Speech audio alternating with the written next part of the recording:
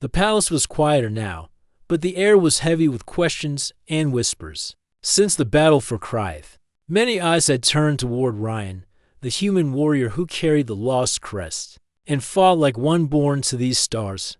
Princess Alira stood in the royal chamber, looking out over the city's shining towers. The victory had brought hope, but it also brought doubt. The council was divided. Some called for caution, others wanted answers only Ryan could give. She had promised to stand by him, but before she could do that, the truth had to come out. Ryan was summoned to the council chamber. The room was filled with the leaders of the Star clans, tall and proud, their faces unreadable. Alira sat at the center, her golden eyes calm but determined. Ryan, the eldest council member, began, "We owe you thanks for your bravery. But many ask, who are you truly? How did you come to carry the royal crest? What is your connection to our bloodline?" Ryan took a steady breath. He looked around the room, meeting their eyes. "I will tell you what I know," he said quietly. He began with the story of the war's darkest days. During a fierce battle, his unit was surrounded and destroyed. He was captured by an alien faction loyal to the old king, Alira's grandfather. "They took me to a secret place," Ryan said, "a hidden temple where ancient rituals were kept alive. The king believed in a prophecy that a warrior from the stars would come to unite the clans." The council members exchanged glances. Ryan continued, "The king saw something in me. He performed a sacred bond ritual, linking my life to his family's bloodline. By their customs, this made me part of the royal family, your true husband." Though neither of us knew it until now, Alira's heart pounded. The room fell silent. The council's leaders absorbed the story, weighing its meaning. One of the counselors spoke slowly. "This bond is old magic, old tradition. If true, it means our clans are tied to the humans more deeply than we thought." "Yes," Ryan agreed. "It is why I can wear the crest and unlock the royal ship. Why I have fought not just as a soldier, but as part of your family." Another council member looked doubtful. "But you are still human. How can we trust that your loyalty is with us?" Ryan's eyes did not waver. "My loyalty is to peace, to the protection of all who call this galaxy home. My bond is with Princess Alira, and through her, with your people." Alira stood, her voice strong and clear. "I accept this bond. It is not just a ritual or a prophecy. It is our future." Some council members nodded in agreement, but others remained silent. The eldest member said, "This truth will change much, but we must honor it for the good of our people." After the meeting, Alira and Ryan walked through the palace gardens. The floating flowers glowed softly under the moonlight. "You carried this burden alone for so long," Alira said gently. Ryan nodded. "I did not know what I was part of. I only knew I had to survive, to fight for something greater." She reached out and took his hand. "Now you do not have to carry it alone." For the first time, a small smile appeared on Ryan's face. Word of the bond spread quickly. Across Krythe and neighboring worlds, people spoke of the human warrior, who became one of their own. Some celebrated, others whispered in fear or jealousy. But for Alira and Ryan, it was a beginning, a promise of unity and hope. They knew challenges awaited, but together they were stronger. The starship Emerald Crown was the pride of Queen Urash's people. It was a floating palace in the sky, with tall silver walls, wide marble-like floors, and giant glass windows that showed the endless space outside. For Ravi, a human engineer, from Earth, it was still a strange place even after working there for 2 months. That morning, Ravi was called to the throne hall to check one of the large cooling units built into the wall. He carried his toolkit, walking carefully past alien guards who stood like statues, their silver armor shining under the golden ceiling lights. Ravi never liked walking into the throne hall. It was not only huge, it was too huge, making him feel small. And the queen herself, sitting high on her throne, always made him nervous. Queen Urasha was tall, with a regal presence. Her crown was a set of thin, curved metal bands that glowed faintly, and her long robe moved like flowing water when she shifted. Ravi had never spoken to her directly before, He thought today would be quick, just fix the unit and leave quietly. But as he began his work, a sudden sound broke through the hall. A baby's cry. At first, it was soft, then louder, then piercing. Ravi froze for a second, looking over his shoulder. To his surprise, the sound came from the queen's arms. She was holding a small bundle wrapped in blue silk. Inside, her infant child, no more than a few months old, was wailing with all the strength of tiny lungs. The queen frowned and gently rocked the baby, whispering something in her own language. The baby only cried louder.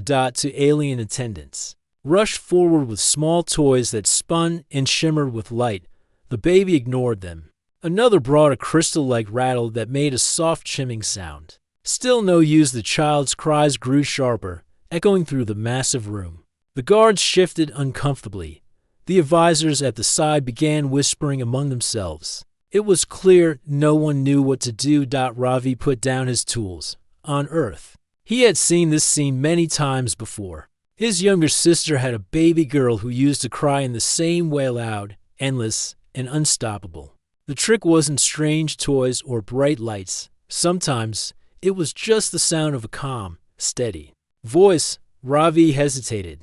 This was the queen's child, the most important baby in the entire empire. Was it even right for him to step forward? But another long wail filled the air, and his hesitation faded. Slowly, he walked a few steps closer. The nearest guard raised his spear and barked something in warning. The queen glanced at Ravi, her eyes sharp. "Human engineer," she said, her voice carrying across the hall. "Do you approach without leave?" Ravi bowed slightly. "Your Majesty, I think I might be able to help calm the child." A ripple of surprise moved through the court. An advisor stepped forward quickly. "My queen, this is not," but Rasha raised her hand, silencing him. She studied Ravi for a moment. "You believe you can stop my child's tears?" "I can try," Ravi replied honestly. The queen tilted her head. "Come then, if you fail, I will have wasted nothing but a moment. If you succeed," her voice softened slightly, "then I will have learned something new." The guard stepped aside reluctantly. Ravi walked toward the throne. Every step felt heavier than the last. The baby's cries were now so close that they seemed to shake the air around him. When he reached the queen, she lowered the bundle into his arms.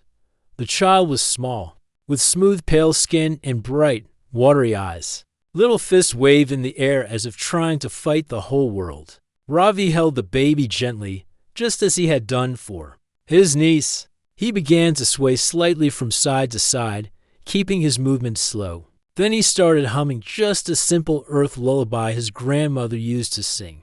The hall grew quiet. At first, the baby's cries slowed. Then they turned into soft whimpers. Then, silence. The child blinked up at Ravi, curious, listening to the strange sound. The little fist relaxed, and the eyes began to droop. Within a minute, the royal infant was asleep, breathing softly. Ravi kept swaying for a moment longer before carefully handing the child back to the queen. For a rare moment, Queen Rasha looked surprised. Not the polite kind of surprise, but the kind that makes the eyes widen and the mouth stay still. She looked down at her sleeping baby, then at Ravi. "You carry no royal blood. You are not of my people, and yet you calm my heir when none of my court could."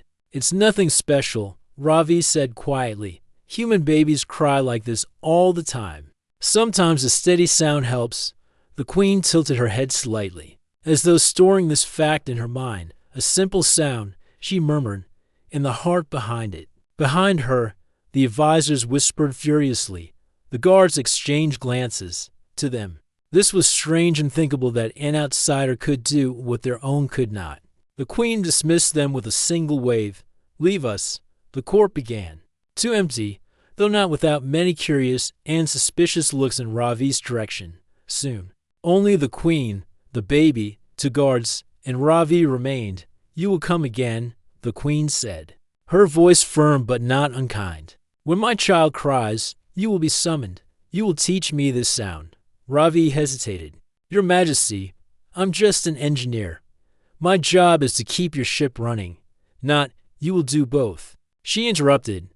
The ship will not break without you for a few moments. But my child's peace, that is worth far more.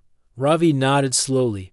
As you wish. The queen's gaze lingered on him for a moment longer, before she looked down at her sleeping baby again.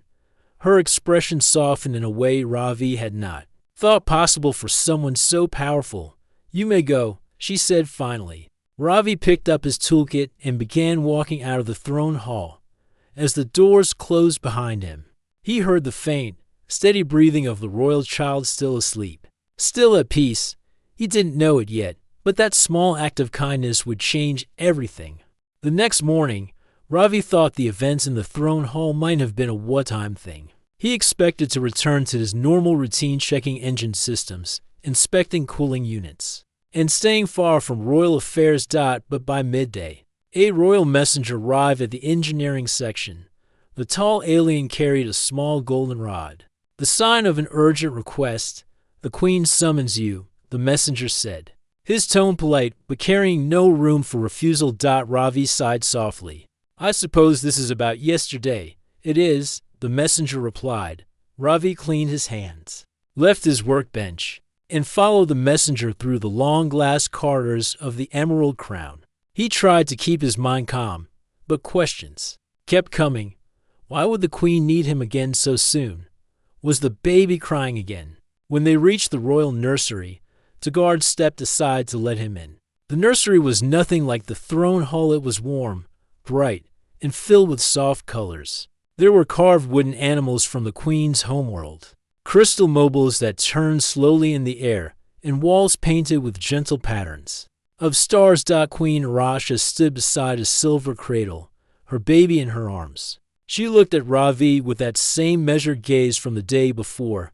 You came, she said simply. I was summoned, Ravi replied with a small bow. The queen walked toward him and carefully placed the child in his arms. She woke restless today. I remember how quickly you calmed her before. Ravi adjusted his hold on the baby, who gave a small whimper but didn't cry yet. He began swaying slowly, humming the same tune as yesterday. Within moments, the child's breathing steadied and her eyes half closed. The queen studied him intently. This song. What is it? It's a lullaby from Earth, Ravi explained. My grandmother used to sing it to me. Later, I sang it to my niece. It's just a simple melody, nothing magical. Nothing magical, the queen repeated softly. And yet it works when my healer's charms do not. She motioned for him to sit on a cushioned bench. Ravi hesitated, then sat, still holding the child. The queen sat across from him. Tell me about Earth's ways with children. You humans, do you all use such songs? Ravi nodded. Songs, gentle rocking, sometimes telling stories. Babies cry for many reasons: hunger, fear, or just because they want comfort. Sometimes they just need to feel safe. The queen leaned forward slightly. And my child felt safe with you. Ravi shifted uncomfortably. Maybe. Or maybe she just liked the sound. It's not really something I can explain. Rasha tilted her head thoughtfully. Among my people, it is rare for an infant to accept comfort from someone outside the bloodline. It means connection, a bond. Ravi looked down at the tiny face resting against his arm. On Earth, babies don't care about bloodlines. They care about warmth, sound, and gentle hands. For a long moment, neither spoke. Only the faint hum of the ship and the baby's soft breaths filled the air. Then the queen asked, would you be willing to come here each day? Only for a short while to help if my child grows restless. Ravi hesitated. Your Majesty, I'm just an engineer. I'm not sure I'm the right person for. You are exactly the right person. She interrupted. You have a gift. You may not see it, but I do. Her tone left no space for argument. Ravi finally nodded. All right, I can come after my work hours. Good, the queen said, her expression softening slightly. You will be welcomed here. The days that followed became a strange new rhythm for Ravi. Each morning, he worked in the ship's mechanical sections, checking power lines, repairing coolant systems, or recalibrating navigation panels. By afternoon, he would be called to the nursery. The royal child grew used to him quickly. Sometimes she would smile when she saw him. a small but clear reaction. Ravi would hum songs, tell gentle stories, or simply walk slowly around the nursery until she slept. At first, the queen would stand nearby, watching in silence, but as days passed, she began joining him in conversation. She asked about Earth's cities, its oceans, its trees, and its skies. Ravi described the warm smell of rain on soil, the blue glow of a calm sea, and the busy noise of crowded streets. In return, Rasha told him about her homeworld, how its twin moons lit the ocean silver at night, how its forests grew in spirals instead of straight lines, and how her people built their cities into the sides of mountains. Ravi found himself looking forward to these talks. She was still a queen, dignified, careful with her words, but there was a quieter side to her here in the nursery. One afternoon, as Ravi gently swayed the sleeping child, Rasha said, "In my culture, there is an old belief, if someone outside the family can bring peace to the royal heir, it is a sign of destiny." Ravi gave a small laugh. "Destiny? That sounds like something from a story." Her gaze stayed steady on him. Stories often carry truths. Ravi shook his head. "I think your daughter just likes my humming." "Perhaps," she said, though her tone suggested she believed otherwise. The more time Ravi spent in the nursery, the more he noticed curious glances from palace staff. Some smiled at him with approval. Others looked uneasy, as though unsure whether his presence was proper. One day, as he left the nursery, he passed two advisors whispering in the hallway. "The queen spends much time with the human," one murmured. "It is unusual," the other replied. "Perhaps too unusual." Ravi pretended not to hear, but the words stayed with him. He didn't want to cause trouble or give the court a reason to dislike him. Still, when the next day's summons came, he went. That evening, after calming the baby, Ravi handed her back to the queen and stood to leave. But before he could, Rasha spoke. "You seem troubled, Ravi," she said. He hesitated, then admitted, "Some of your people think I shouldn't be here." The queen's eyes narrowed slightly. "My court will have opinions, but I choose who enters my home, my nursery, and my life. They'll learn to accept it or be replaced." Ravi blinked. "That sounds very final." "I am a queen," she replied simply. "Finality is my duty." For a moment, Ravi didn't know what to say, but as he looked at her holding the now peaceful child, he realized she meant every word. He left the nursery with a strange feeling, part honor, part uncertainty. He didn't know it yet, but each visit was pulling him deeper into the queen's life, step by step. And in the quiet moments between them, something more than duty was beginning to grow. It had been almost 3 weeks since Ravi first stepped into the royal nursery. In that time, his daily visits had become almost as routine as checking the ship's main engines.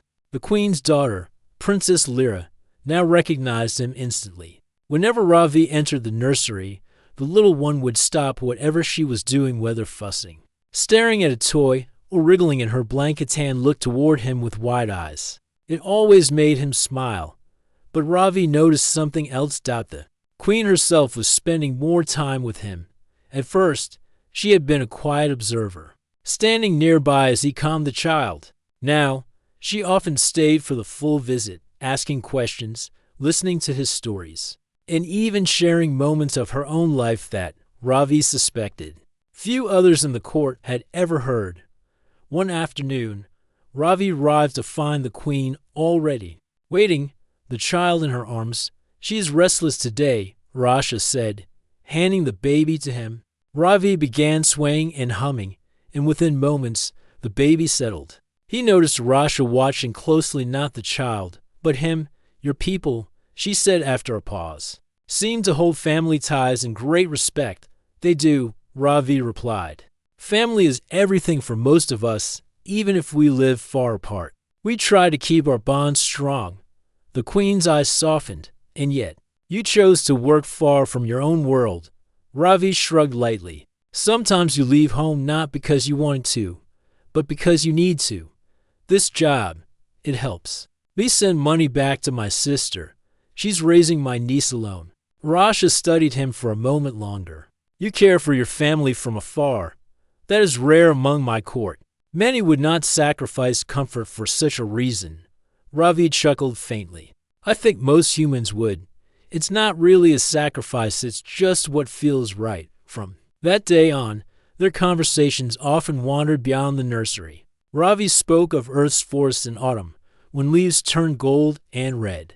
Rasha told him of her planet's mountain gardens, where flowers bloomed under the light of two moons. He explained the idea of simple earth meals, warm bread, fresh vegetables, and tea shared between friends. She described grand feasts in the royal halls, with dishes carved from crystal trays and spiced with rare herbs that grew only in volcanic soil. Each story seemed to draw them closer, like to distant stars slowly moving along the same path.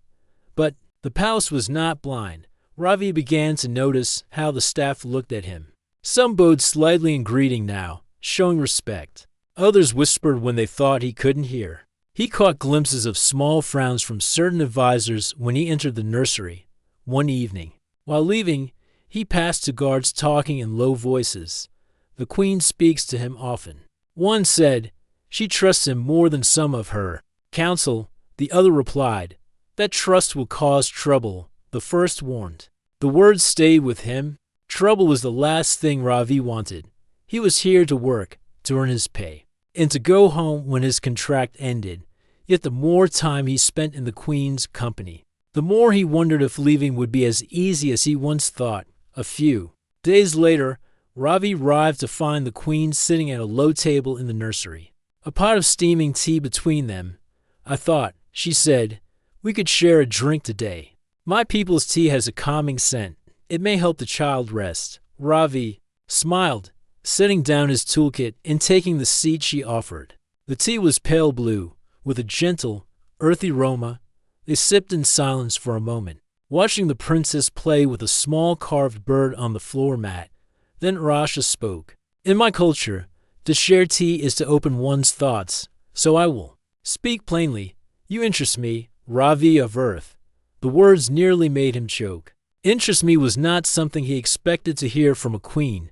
She continued, you have a patience and kindness my court lacks. You see my child not as an heir, but simply as a little life needing care. And you speak to me as if I were not a ruler. But she paused, searching for the right word. A person. Ravi set his cup down carefully. Your Majesty, I'd Rasha. She interrupted gently. Here, in this room, you may call me Rasha. Ravi hesitated, then nodded. Rasha, I don't mean any disrespect. I'm just being myself. I don't know how to be any other way. Her lips curved into the smallest smile. That is why I wish to know you better. Over the next week, their talks became longer. Sometimes the princess would be asleep, and they would still sit in the nursery, speaking of their worlds and their lives. One evening, Rasha told him about her coronation, the heavy crown, the endless speeches, the feeling of being both celebrated and trapped. Ravi listened quietly, realizing that under her calm authority was someone who carried an enormous weight. He said, sometimes the people who seem strongest are the ones who need kindness the most. Her eyes met his, and for a moment, neither spoke. Still, Ravi could not ignore the growing tension beyond the nursery walls. In the market section of the ship, two merchants stopped talking when he passed. In the engineering bay, a fellow worker teased him about being the queen's favorite. The words were meant lightly, but Ravi sensed a sharper edge beneath them. That night, as he lay in his small cabin, he wondered if he was making a mistake. Getting close to the queen might lead to respect in some eyes but to resentment in others. One afternoon, while carrying the princess round the nursery, Ravi finally spoke of it. Rasha. He said softly, I've heard people talk. They think I'm overstepping, that I don't belong here. The queen looked at him steadily. Do you think you do not belong here? He opened his mouth, then closed it. I don't know. You belong where you are valued, she said, where your presence makes a difference. Here, in this room, you have calmed my child and brought peace to my days. That is worth more than the opinions of those who fear change. Ravi took a slow breath. I just don't want to cause trouble for you. Her gaze softened. Trouble finds leaders no matter what they do. But allies, true allies, are rare, and I count you as one." That night, Ravi couldn't sleep. The queen's words repeated in his mind. She didn't see him as just a worker. She saw him as something more, and deep inside, he realized something dangerous. He was starting to see her the same way. The days aboard the Emerald Crown moved in a steady rhythm, but Ravi could feel the air in the palace changing. When he first arrived, most of the court barely noticed him. Now, whenever he walked through the royal halls, he felt eyes following him. Some glances were warm, respectful. Others were sharp, questioning. The nursery had become his safe place, quiet, warm, and free from the heavy formality of the throne hall. But even there, tension began to slip in. One morning, Ravi was on his way to the nursery when he passed two advisors speaking in low voices. Near a balcony, "This is not proper," one said. "The queen spends too much time with him. The people will talk," the other agreed. "If she continues, it will weaken her authority." Ravi slowed his steps, trying not to look like he was listening. The words felt heavier than casual gossip. These were not just idle whispers, they were warnings. When he reached the nursery, Queen Arasha was holding her daughter, the baby's eyes bright and awake. She smiled faintly when she saw Ravi. "Today, she is in good spirits," the queen said. Placing the child into his arms, Ravi began swaying gently, letting the baby's small hands grip his shirt. "That's good to hear." But Arasha's eyes narrowed slightly as she studied him. "Something troubles you," Ravi considered, pretending otherwise, but he had never been good at hiding his thoughts. "I overheard some of your advisors speaking. They don't think I should be here so often." The queen's gaze sharpened. "They forget who decides such matters." "I'm just saying, I don't want to cause problems for you," Ravi said carefully. Rasha shook her head. "Problems are the shadow of leadership. They follow me no matter what I do. But your presence brings peace to my child and to me. That is not a problem. That is a gift." Her words were firm, but Ravi could still feel the weight of the court's disapproval in the air. Over the next few days, the whispers grew louder. In the dining hall, Ravi noticed a group of nobles watching him as he passed, their conversations falling silent until he was gone. In the engineering section, a fellow worker muttered, "The queen's pet," under his breath. One evening, while returning from the nursery, a tall, thin advisor with sharp eyes stepped into his path. "You are a guest here, human," the advisor said, his voice cold. "Guests should know their limits." Ravi kept his tone polite. "And what limits would those be? You fix machines. You do not belong in the royal nursery. That place is for family and trusted caretakers, not strangers from distant worlds." Ravi met his gaze. "If the queen didn't trust me, I wouldn't be there." The advisor's eyes narrowed. "Trust can be misplaced." Then he turned and walked away without another word. That night, Ravi lay in his small cabin, staring at the ceiling. Part of him wanted to step back, to avoid being a source of tension. But another part stronger felt that leaving would be wrong. He had made a promise to the queen, and more importantly, he had formed a bond with her child. The next afternoon, when he entered the nursery, Rasha was already waiting. The child was fussing, her small cries filling the air. As soon as Ravi took her into his arms and began humming, the crying slowed. "I see you've been troubled again," Rasha said. Ravi sighed. "One of your advisors stopped me yesterday. He said I don't belong here." The queen's eyes flashed with quiet anger. "And did you believe him?" "No," Ravi admitted. "But I don't like the idea of making things harder for you." Rasha stepped closer. "Ravi, listen to me. The court will always find something to question. If it is not you, it will be another matter. But they will not decide who I trust or who is welcome in my presence." There was a firmness in her voice that left no room for doubt. Still, the pressure from the court didn't stop. 2 days later, an official gathering was held in the throne hall to discuss the ship's next voyage. Ravi's work required him to attend briefly to present a repair report. As he spoke, he could feel dozens of eyes on him. He kept his focus on the queen, who listened intently and nodded at his explanations. But he also noticed some of her advisors exchanging looks, silent conversations happening without words. When the meeting ended, Ravi started to leave, but the queen called out, "Ravi, walk with me." They left the hall together, the sound of their steps echoing in the corridor. "I can feel the tension in the court," she said. "They question why I value your presence. But they do not understand the truth." "And what truth is that?" Ravi asked quietly. "That kindness is strength," Rasha replied. "You show both, without trying to impress or gain power. That is rare here." Ravi looked away for a moment. "Still, if things get too difficult—" "Maybe I should know," she interrupted firmly. "You will not step away because of their fear. Fear cannot guide my choices." Later that evening, Ravi returned to the nursery to find the child asleep. The room was quiet. Bathed in soft golden light, Rasha sat in a chair, her gaze distant, when Ravi approached. She looked up. "There may come a day when my court forces this matter into the open. If they do, I will stand beside my decision. Will you?" Ravi hesitated. "I'm not sure I understand what you mean." "You will," she said softly. "But for now, let us enjoy the peace we have." Despite her reassurance, Ravi knew the whispers wouldn't fade. The palace was a place where every look, every word, and every small action could grow into something larger. And though he didn't know it yet, the moment when the court would openly challenge the queen's choice was coming faster than either of them expected. The emerald crown floated silently above the glittering surface of the alien homeworld. But inside the palace, a quiet alarm had begun to grow louder. Princess Lyra, the queen's precious child, had fallen ill. It started with a small cough, barely noticeable, but soon the baby's breathing grew shallow and fast. The healers experts in alien medicine gathered quickly in the nursery, speaking in hushed voices. Queen Rasha sat near her daughter, her face pale with worry. Ravi stood just outside the room, listening. "I have never seen this illness before," one healer said.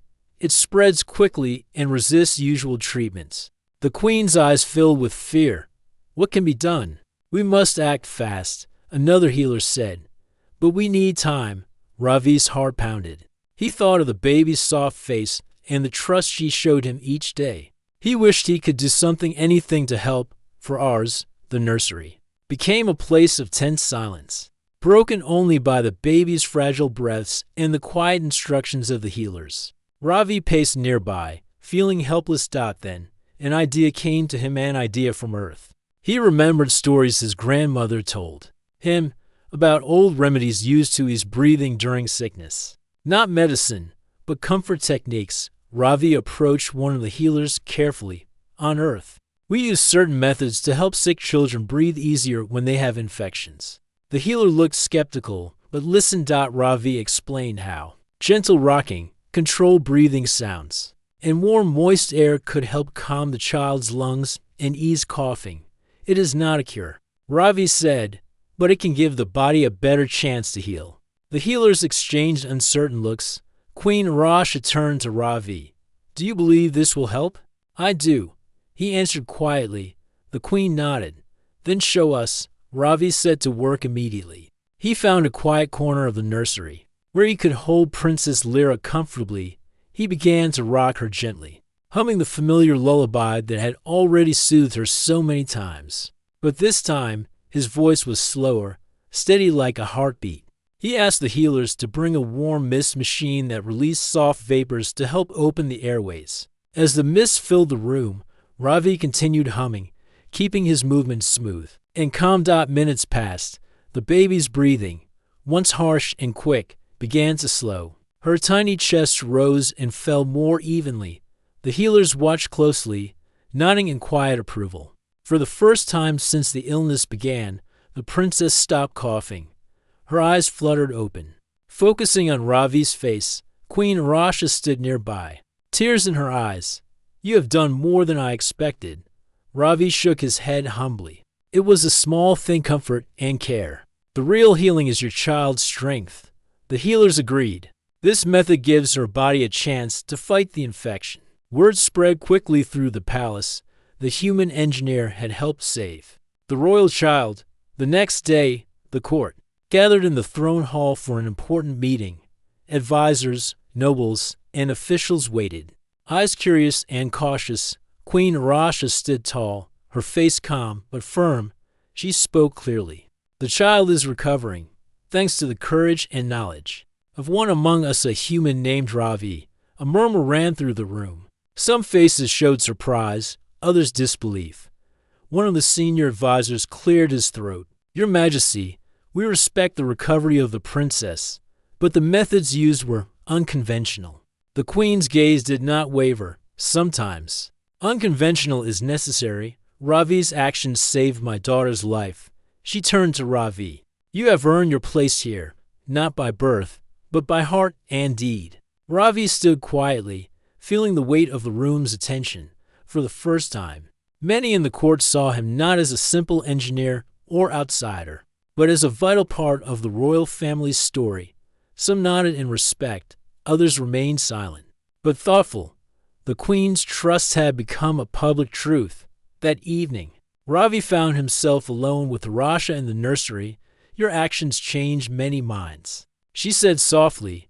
He looked at the sleeping princess, peaceful and strong. I only did what I could, she smiled. You did more than that. You showed what true strength means. Ravi felt a new sense of belonging growing inside him, a bond deeper than duty. The palace atmosphere began to shift. Whispers of respect replaced some of the earlier doubts. Workers in the ship's engine room greeted Ravi with genuine smiles. Even some advisors approached him cautiously, seeking his opinion on technical matters beyond engineering. Yet, Ravi knew this was only the beginning.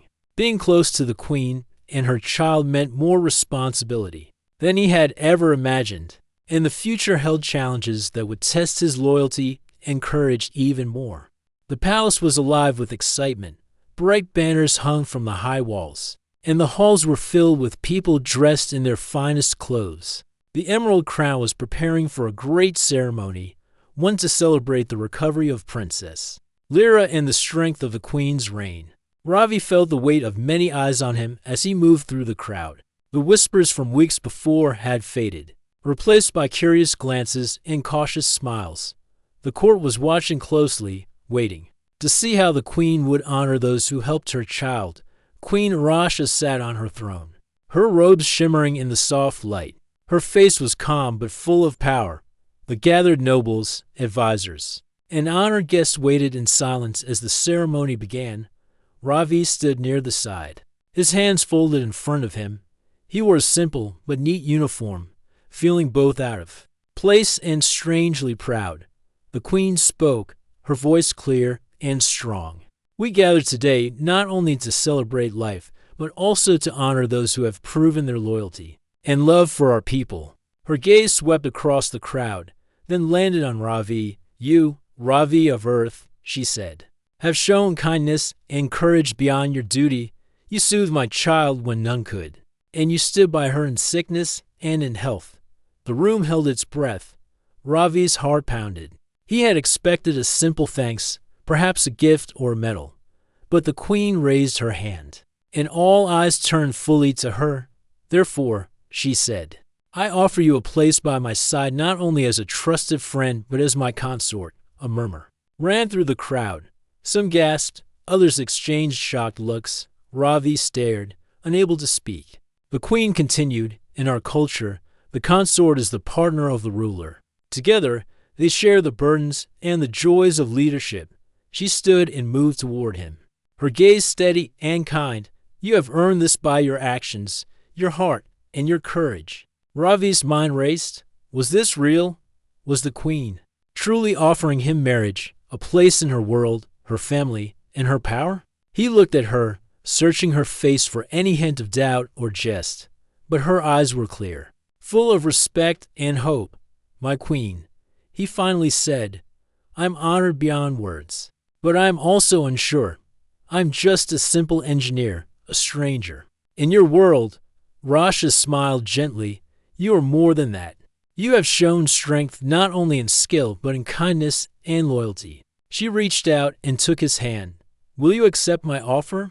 The crowd watched in silence as Ravi considered the Queen's words. He thought of the journey that had brought him here, the long days of hard work, the quiet moments soothing the child, the doubts and fears in the palace halls.